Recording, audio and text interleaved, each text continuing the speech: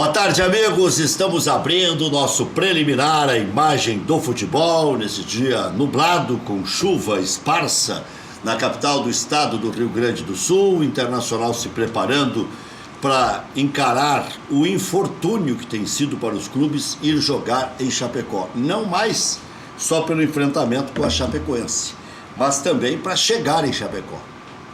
Ontem, por exemplo, nós tivemos um jogo realizado em Chapecó, onde a Chapecoense ganhou do Atlético Paranaense por 2-1, de virada, mas um jogo em que foi impossível se realizar na data que estava marcada, porque um dia antes cancelaram, no outro dia confirmaram, mas aí o Atlético não conseguiu chegar, enfim, saiu a partida atrasada da Chapecoense. E a Chapecoense ganhou de virada do Atlético Paranaense, que passa a correr um sério risco, tem só 27 pontos. O primeiro que está caindo hoje, que é o Vasco da Gama, tem 24, então corre risco também o Atlético Paranaense. Aliás, do América Mineiro para baixo, o América tem 30, todos os outros correm risco de rebaixamento. E aí, do América para cima, o Fluminense para cima, os times têm condição de brigar pela sexta vaga. E o Vasco tem um jogo a menos, né? O Vasco tem um jogo a menos. Ainda tem um asterisco ali na pontuação do Vasco. Mas está já com pontuação também de rebaixado. Se fizer um pontinho, fica com 25, já não respira mais como outrora. E na Série B, nós estamos numa situação incrível. Duas grandes cidades, Caxias do Sul e Pelotas. Caxias do Sul com o Juventude, Pelotas com o Brasil de Pelotas.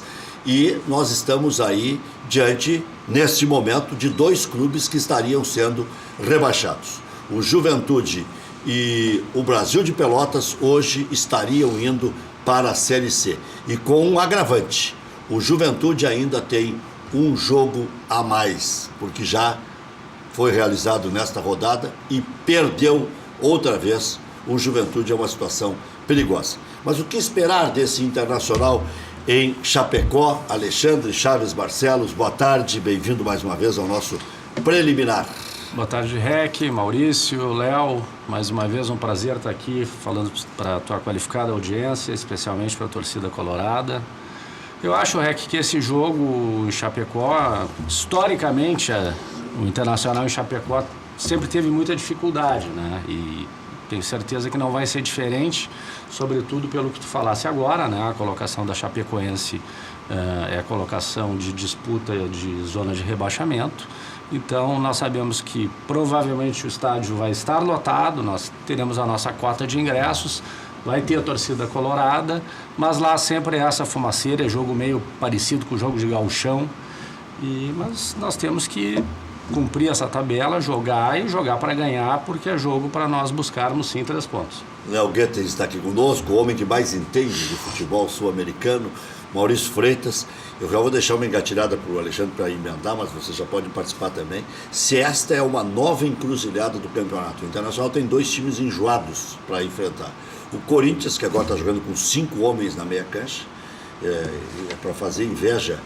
O Celso Roth está com inveja do Jair Ventura. Ontem provoquei o Celso aqui, inclusive. Olha, eu tenho pensado muito no Celso Roth ultimamente, né? Não, tu disse que tu pensou no Celso Roth na noite anterior. Na noite anterior, claro. Vendo um jogo do Corinthians com o Flamengo. Pensei de cara no Celso. Quando eu vi aqueles 5 bem distribuidinhos, certinhos, assim, parecia bem uma barreira. A linha. E aí eu disse, o Celso já virou ofensivista. Celso Roth vem aí. Celso Roth já está aí. Já está aí. Chegou a cantar a musiquinha? Eu já cantei várias vezes. Mas fiquei com o Celso ficou com inveja do Jair Ventura. Então é uma situação complicada essa do Internacional. Chapecó e São Paulo. Chapecoense 3 jogos lá, o Inter perdeu os 3. E Corinthians e Internacional não se bicam. Eu acho que é uma nova encruzilhada do campeonato. Eu acredito que o Inter vai jogar contra o pior tipo de jogo, vai encontrar o pior tipo de jogo que ele encontra no campeonato nessa circunstância atual, que são times fechados.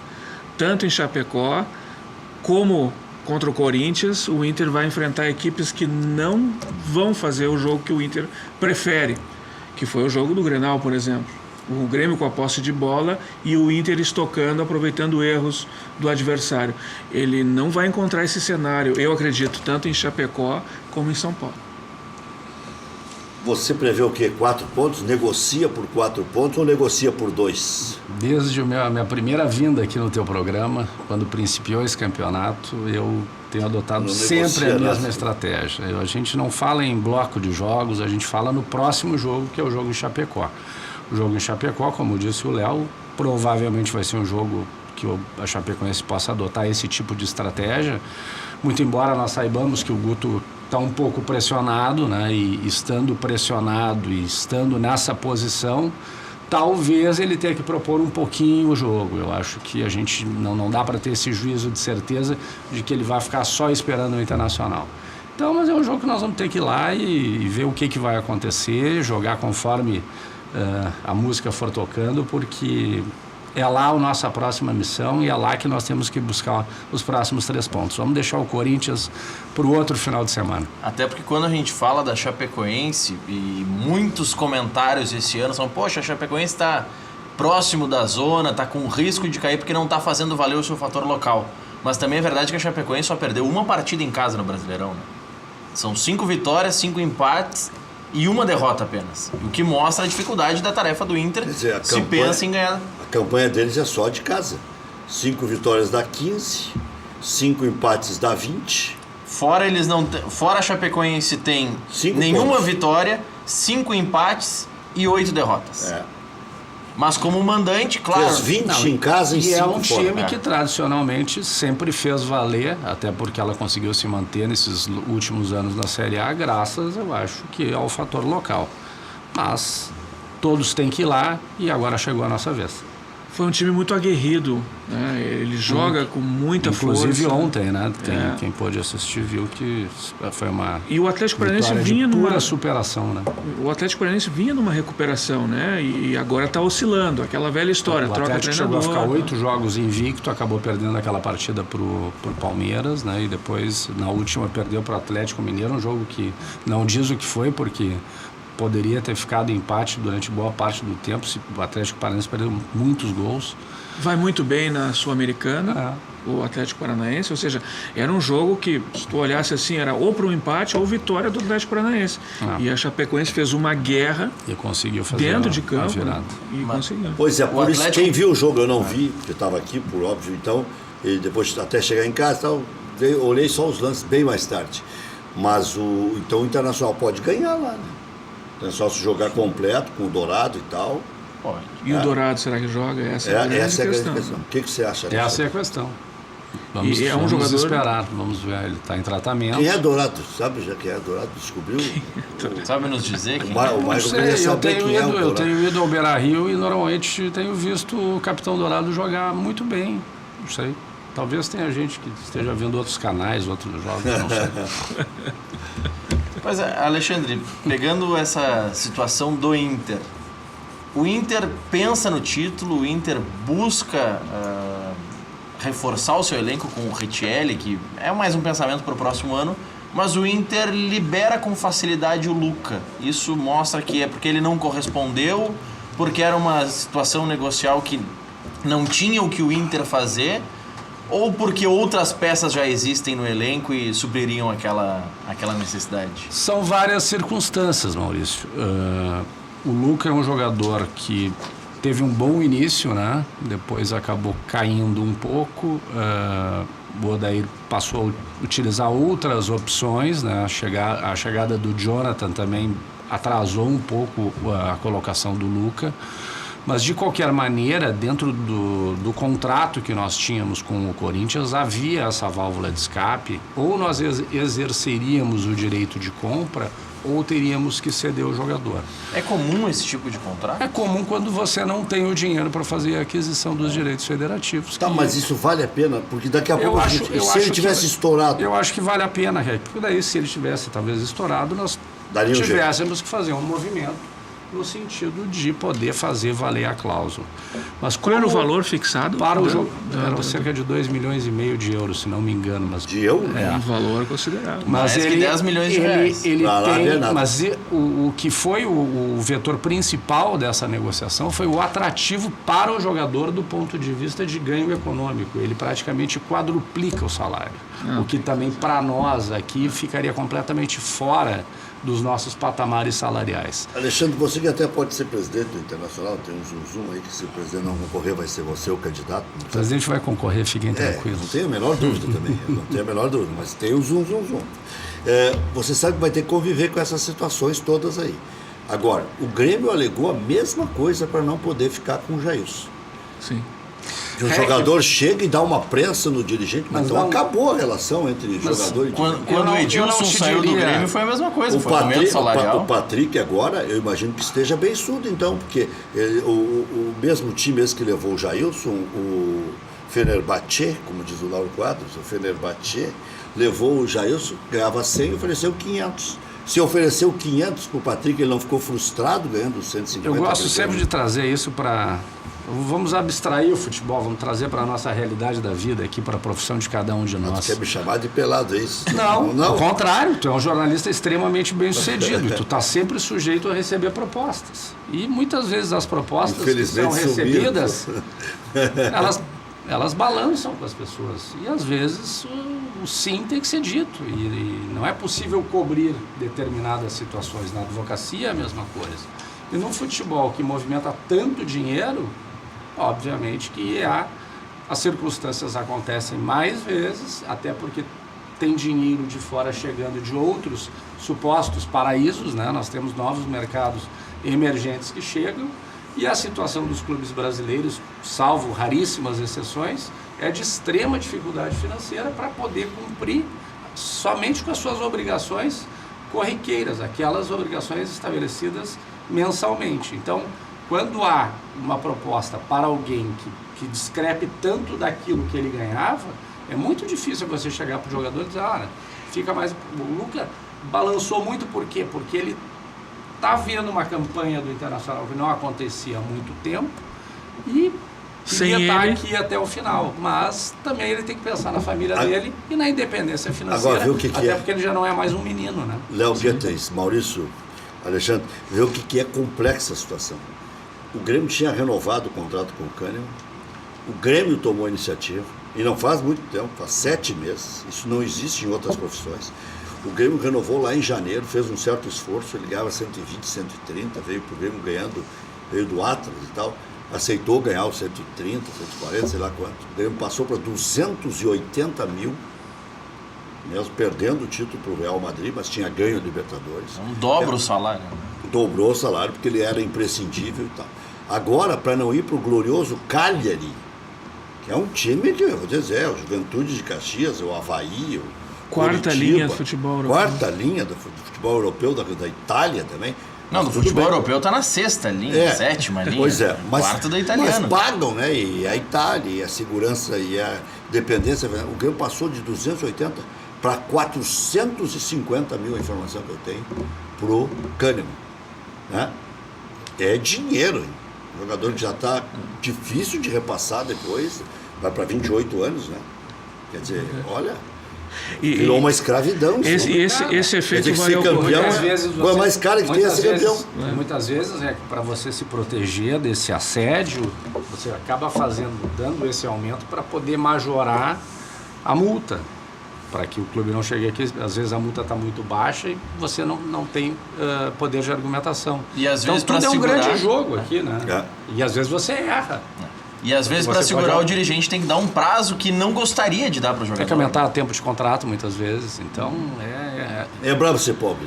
É difícil ser gestor, eu te diria, muito difícil, porque você está sempre na ponta da navalha, porque isso é que muitas vezes faz com que o dirigente às vezes erre, né? Porque normalmente trabalha sob uma pressão imensa, pensa, se eu perder, eu vou estar perdendo qualidade, eu posso estar renunciando a um título, mas ao mesmo tempo tem que olhar para os cofres do clube, tem que agir com responsabilidade, até porque hoje existem diversos mecanismos que geram o controle sobre todas as nossas atividades.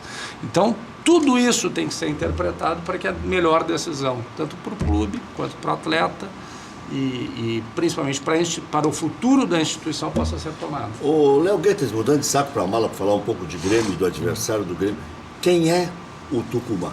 Tucumã é um time emergente da Argentina que vem fazendo uma boa campanha no Campeonato Argentino, inclusive joga hoje às 9 horas joga contra o glorioso Tigre. Mas ele não estava em 7º. bem pouco tempo. Sim, é que está no início de É o início. campeonato, né? É. Está recém na quinta rodada. Então Pois é é. aquela coisa, ganha um jogo, vai para a liderança. E ele tanto pode ser líder, como ele tem que fugir do rebaixamento. Mas Pela média dos últimos 3 anos, que lá é diferente, né? Então, pela média dos últimos 3 anos, ele é o 20º colocado. Ele tem que fazer obrigatoriamente uma grande campanha esse ano para não ser rebaixado. E isso pressiona muito o time num elenco que é muito reduzido. então a Libertadores, nesse caso, atrapalha o argentino. Não chega a atrapalhar, porque é um jogo, 2 jogos por mês, né? E a Tem 15 Superliga... dias de espaço entre um jogo e outro. Em contrapartida, significa dizer que eles têm um time preparado para não cair. Então, um time que ficou mais forte. Com certeza. Eles têm 3 grandes destaques que eu coloco. O primeiro é o Pulga, né? Olha a atenção, famoso. do Alexandre Chaves Barcelos está extremamente atento nessas suas informações. Fala o número das camisas, que aí o torcedor já vai pensando que número compra e tal. Pulga Rodrigues, que é um grande enganche que eles têm, um baixinho que inferniza, é um dos melhores. Pulga. La Pulga. Pulga normalmente deixa o cara meio... Exatamente. O Mercier, que era volante do São Lourenço. Sim, esse conhecido. Que recuperou seu futebol, está jogando bem no Atlético Tucumã. E o Matos, que vai jogar hoje, que é atacante também, foi atacante de São Lourenço, de outros times da Argentina, já um pouco veterano, mas também voltou a jogar bem. O craque é o treinador. Hoje o Edinho Berwanger, que é ex-conselheiro do Grêmio, mas é um cara bem atuante no futebol, bem antenado com as coisas do futebol, ele disse o seguinte: o Grêmio vai passar, já está na semifinal, e que o ano passado ele disse que o Lanús não seria isso tudo e o Grêmio ia ganhar o título e tudo mais. Entre Lanús e Tucumã, qual é a distância? O momento do Lanús era muito melhor ano passado do que é o do Tucumã agora. E tem jogadores, valores individuais melhores. Tinha Só que o bons Grêmio não é a jogadores, mesma jogadores. coisa, né? O Internacional quis contratar vários jogadores. Claro, claro. O Edinho Berwanger, ano passado, disse que o Lanús era o Aimoré, Aimoré. do Argentino, Exatamente. e disse hoje que o Tucumã é o Ipiranga de Erechim. Piranga de Erechim, tá bom. Disse hoje. É um E clube ele muito gremista. organizado. E assim como o Lanús, o Atlético Tucumã também se organizou muito. Aquela coisa de gestão profissional, pagar salário em dia. Estão fazendo um estádio novo lá, ou reformando o estádio. Isso. Pegaram jogadores de diversos outros times, uma fórmula meio Atlético Paranaense, meio Grêmio, vão carimpando os jogadores que estão lá esquecidos nos outros times, com um grande comando técnico do turco Zielinski, e a partir disso eles montaram um time competitivo, sem gastar muito. Então é a mesma fórmula do Lanús. Não tem os mesmos valores individuais, mas eu vejo muito mais conjunto, muito mais competitividade, e eles são muito mais aguerridos que o Lanús do ano passado. Mais aguerrido. Mais aguerridos. Vai O ser Lanús uma jogou guerra aqui em pro Grêmio. Porto Alegre, na decisão contra o Grêmio, normal. Não bateram, não apelaram, jogaram futebol, achavam que na bola podiam ganhar do Grêmio e tal. Não é diferente de outros times argentinos. Né? O Estudiantes, por exemplo, jogando em casa contra o Grêmio, onde precisava fazer score, teve momentos que se perdeu na violência. Né? Exato. E isso que o Estudiantes, ele é, vamos dizer assim, é o oposto do Atlético Tucumã. Ele tinha muitos jogadores novos, sem experiência internacional, jovens, né? Mas bons, hein? Bons jogadores, né? Paulo Asa, Mas o time ainda é muito pouco rodado. Pouco rodado. O Atlético Tucumã não. Esses jogadores que eu mencionei... Pellegrini, que ele é bom, né? Tem bastante rodagem esses jogadores aí. Tucumã. Isso. Inclusive, uma curiosidade, o goleiro deles, eu estava vendo uma entrevista com ele, ele é diabético. Porque é um negócio raro, né? Ver um jogador que tem essa doença. O Grêmio vai levar um monte de chocolate de presente para ele. Eu acho que é o caminho, né? Olha aqui, quem sabe um chocolate. Que coisa bobagem que eu estou dizendo. Que bobagem que eu estou dizendo. Claro, mas o Atlético Tucumã, eu até tenho parentes lá. Tenho parentes em Tucumã, minha família, por parte de pai, é de lá. Meu pai é argentino, inclusive, né? Torcedor do Boca Juniors. E é um time tradicional, eles chamam o Decano, né? É um time tradicional, ele não tem muita visibilidade. E é a Bomboneira do pra cá. Norte lá mesmo? É o inferno. Vai ser uma jogar. guerra, vai ser uma guerra. Talvez o Grêmio tenha... uma coisa é o que se diz antes do jogo, né? A gente faz várias previsões, chega na hora, o time não está numa noite boa, mas com certeza bafo na nuca vai ter. Nós somos oportunistas. Mas tem que dar mal Nesse mesmo, nesse lá. programa aqui, o Maurício especialmente é oportunista. Mas ó... Muito. O Estudiantes Eu a gente fico só viu, guardando né? as cartas na manga. Claro, o Estudiantes a gente viu, né? Futebol é pouquinho, né? Ele tinha muita entrega, muita batalha, mas futebol quase nada. Né? O Estudiantes no segundo jogo aqui parecia o Inter naquele 0x0, né? Entregava a bola pro Grêmio. Essa é a Não, provocação do o Estudiantes era mais. 0-0. O Estudiantes tinha a chance do contra-ataque e dava um balão pra frente, pra não pegar, mas não der a bola mesmo, né? Mas o Inter foi assim. E até vou te dizer, naquele dia até passar, até chegar o árbitro apitar o final do jogo, podia até se criticar a opção do Inter, mas depois não tinha como se criticar, né? O Grêmio era superior e não era o Inter que admitia.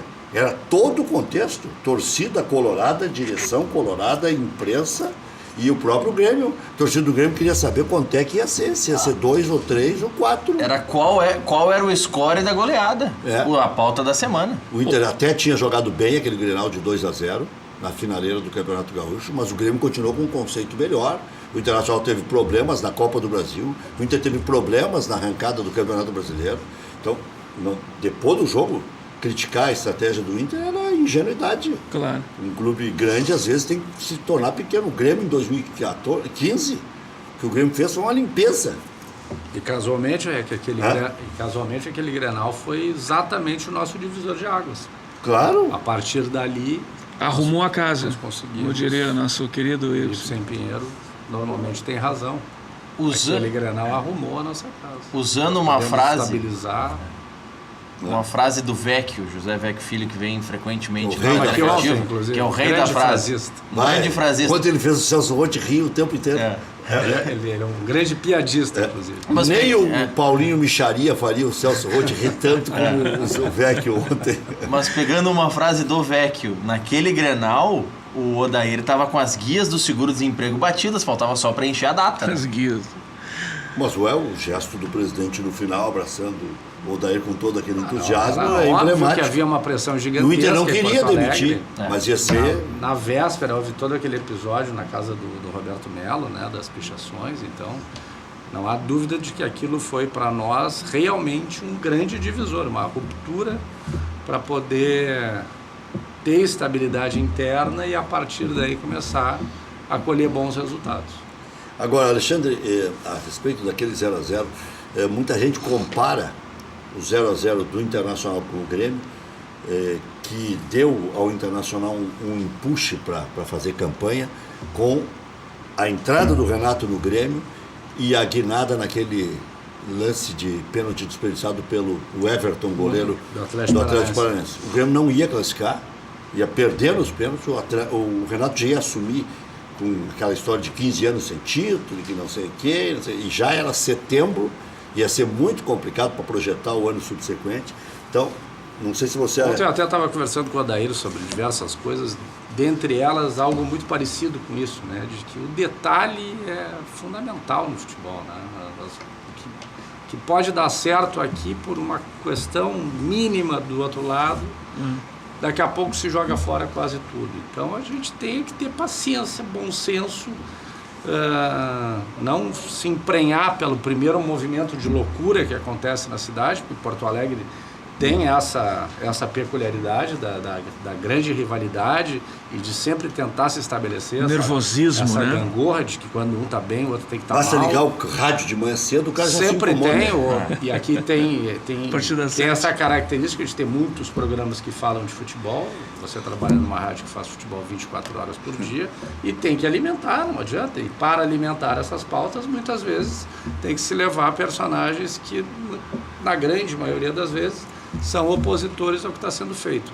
Então, quem está na gestão e quem é a gestão, se não tiver tranquilidade, nós passamos por uma Série B em dificuldades, sofrendo muito, apanhando demais. O início do Brasileiro foi complicado, mas nós conseguimos manter vamos dizer assim, uma certa serenidade, que eu acho que é o que nós estamos conseguindo colher hoje. Se nós tivéssemos feito movimentos muito bruscos, por certo que a coisa não estaria como está hoje.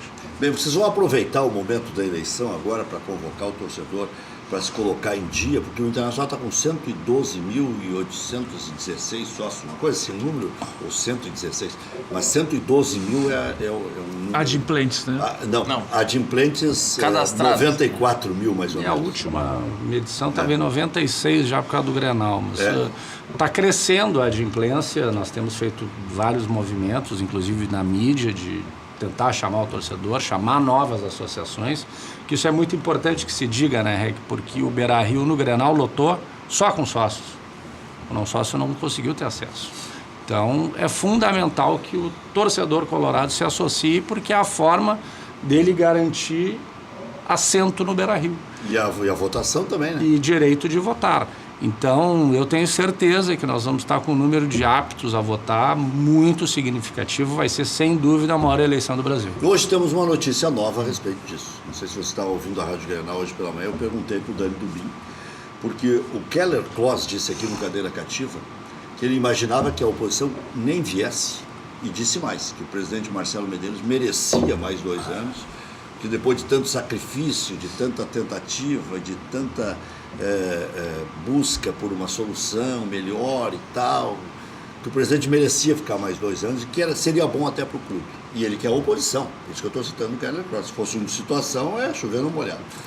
E hoje, o Dani Dubin disse não. Deixa eu só fazer um parênteses sobre o Keller. O Keller foi membro do movimento Intergrande durante muito tempo. Acabou fundando o movimento sócio-deliberativo junto com o José Amarante. Mas é um colorado que eu tenho o maior respeito por ele, porque ele nunca fez oposição destrutiva. E sempre que o Internacional precisou dele, ele se apresentou. Ele é uma pessoa que eu tenho o mais absoluto respeito. E foi presidente do Conselho Foi presidente Fiscal, do o cara Conselho conhece Fiscal, muito o Inter, né? É um grande colorado. E aí ele disse aqui que achava isso razoável. Hoje o Dani Dubin disse que o I9 vai lançar candidato. E aí se imagina até que seja o Luciano Davi correndo por fora aí, o Roberto Sigma. Isto é bom ou é ruim? O Alexandre Barcelos responde daqui a pouquinho, depois do nosso intervalo comercial.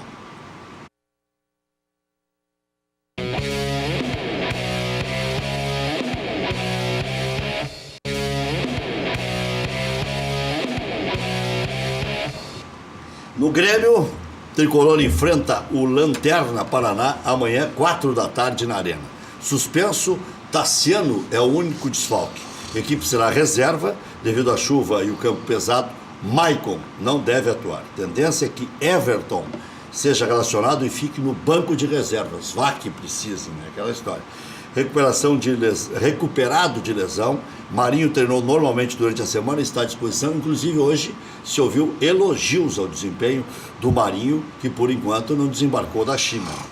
Paulo Vitor, Léo Gomes, Paulo Miranda, Bressan, Marcelo Oliveira, Matheus Henrique, Jean-Pierre ou Caio, Alisson, Douglas ou Marinho, Pepe e Tony Anderson, o time do Grêmio. No Inter, Colorado viaja para enfrentar a Chapecoense. A viagem será amanhã, o jogo segunda-feira na Arena Condá. Iago cumpriu suspensão automática e vai a campo.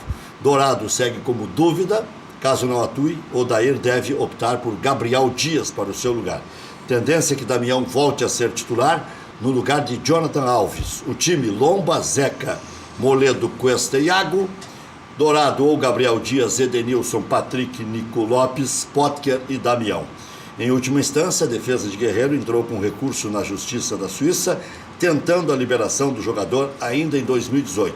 A resposta deve ocorrer nas próximas semanas. Brasileirão ontem, já destacamos Chapecoense 2-1 no Atlético Paranaense. Brasileirão da Série B ontem, Guarani 1-0 no Juventude. Perder fora não tem problema. Agora o Juventude é o seguinte, precisa de 1,5 ponto certinho por partida para escapar. Tem um jogo a mais do que os outros e eu estou calculando em 43 para escapar e não sei se dá. O Juventude chegou ao 10º jogo seguido sem vitória, 6 derrotas e 4 empates.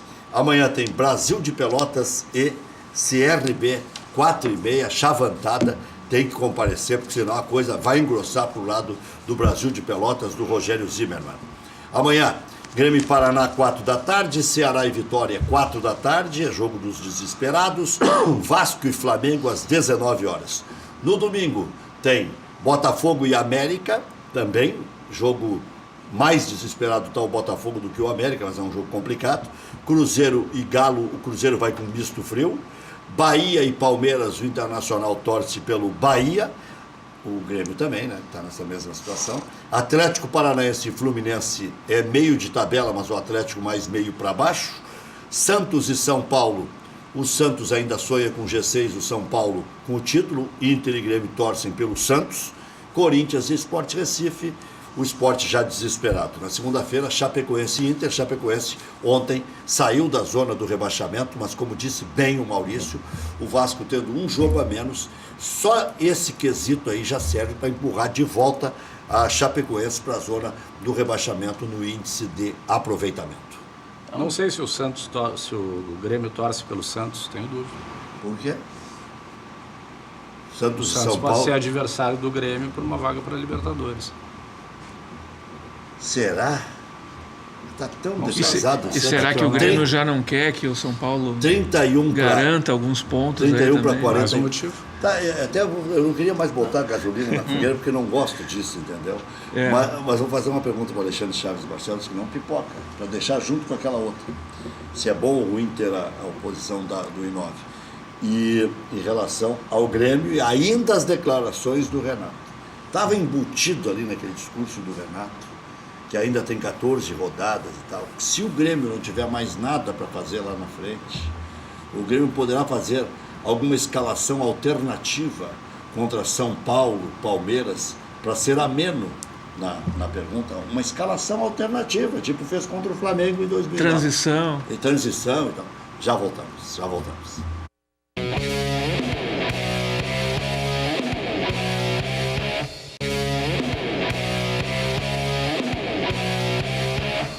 Projeto Casa Nova, Madelomba e Construlomba. Ninguém sem Casa Nova. Casas financiadas pelo Minha Casa, Minha Vida ou também financiamento direto, especialmente as casas de madeira. Melhores condições para você construir a casa dos seus sonhos e com orçamento que cabe no seu bolso. Casas de extrema qualidade na Grande Porto Alegre e também no litoral. Mais informações, 3596-1048 ou pode ligar agora para o Fernando, 986317709, uma casa mais linda que a outra. Fala com o Fernando, Madelomba Casa e Construcão.com.br. Mas liga agora, vai sair negócio com certeza. Uma casa mais mimosa que a outra, né? Uma casa mais bonita que a outra. E do tamanho que você precisa. Precisa de um quarto, precisa de dois, precisa de três. Tá? Precisa de madeira, precisa de alvenaria. Financiamento Minha Casa, Minha Vida. Financiamento direto. Material todo de primeira. É Madelomba e Construlomba. Até eles brincam aqui, Alexandre, que o momento do goleiro Lomba é tão bom que até já está fazendo parceria. Já está na mídia. Podia fazer a parceria com a Claro, Lomba. já vão levar o Lomba para fazer lá o comercial. Sabe? Só que não, não é uma má ideia. O Lomba é um destrutor, né? Não é construtor. Não, mas ele pega tudo, né? Pois é, Sim, destrói mas ele já qualquer faz ataque. Destrói todas as Mas chances ele- de gol. Mas ele é um dos alicerces de uma defesa sólida. É Ele isso, construiu uma boa defesa. Boa. Sólida, cada vez mais sólida. É, líder cada vez mais. Esse cara pro Inter agora. Padaria Laúde. Faça seu encontro de negócios ou confraternização na Padaria Laúde. Espaço para reuniões com até 20 pessoas. Confira também vasta linha de produtos com receitas exclusivas. Padaria Laúde, Assis Brasil 641, encomendas 3362-2020. Hotel Embaixador, o mais tradicional de Porto Alegre. Reservas 3215-6600.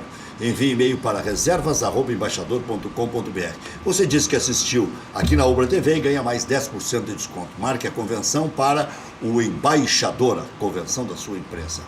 Dog do Éder, o melhor cachorro-quente da região. O sabor da vida depende de quem tempera. Bem ali, na Coronel Bordini, esquina com a 24 de outubro, em Porto Alegre, próximo aos Correios. Bateu aquela fome? Procure o Dog do Éder. Ao dizer que viu esse anúncio aqui no Preliminar, tem promoção especial. FAC, materiais de construção, sua reforma do alicerce ao telhado. Ligue 34666133, fache.com.br.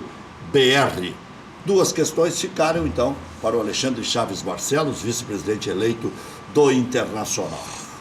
É bom ter oposição, e o I9 diz que vai ter candidato, e essa situação ainda da declaração do Renato. Bom, faltam 14 rodadas, eles não ganharam nada, ficou ali uma série de entrelinhas nas palavras do Renato. Como é que vocês interpretaram aquilo? Já sei que está meio que quase defasando isso.